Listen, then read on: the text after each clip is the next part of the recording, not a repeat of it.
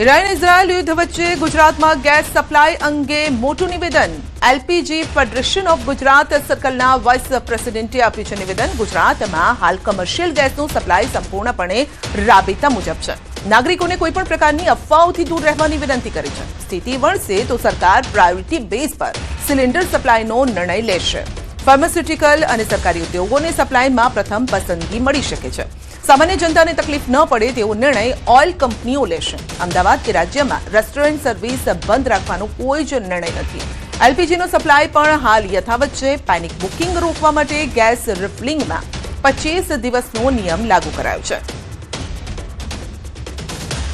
અત્યારે commercial supply તો regular basis પર ચાલુ છે, પરંતુ આવનારા સમયમાં કદાચ જો સપ્લાયમાં દિક્કત આવે તો સરકાર અને ઓઇલ કંપનીઓ અમુક ઇન્ડસ્ટ્રીને પ્રાયોરિટી બેસિસ પર આપવાનું કરશે, જેથી કરીને જાહેર પબ્લિકને અને કોઈ નુકસાન ન પહોંચે અને તકલીફ ન પહોંચે તે બાબતમાં સરકાર અને ઓઇલ કંપની સાથે મળીને પ્રયત્ન કરશે, જેથી કરીને પબ્લિકમાં કોઈ ન થાય। અત્યારે યુદ્ધની પરિસ્થિતિ જોતાં કોઈ પણ અફવાઓથી કે કોઈ પણ ખોટા સમાચારોથી દૂર રહેવું।